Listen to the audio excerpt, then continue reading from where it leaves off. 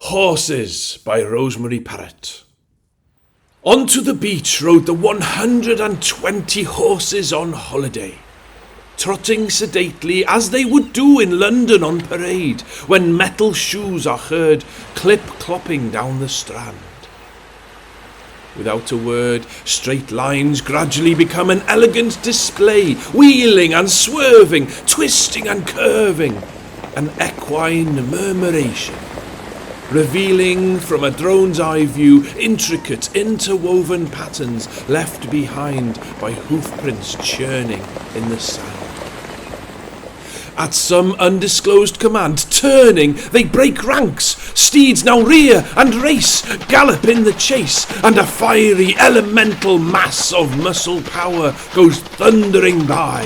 With all the graceful energy of youth, horse and rider suddenly are one in a brief, exhilarating fantasy of freedom. Exercising done, they surge into the waves. It's time for fun.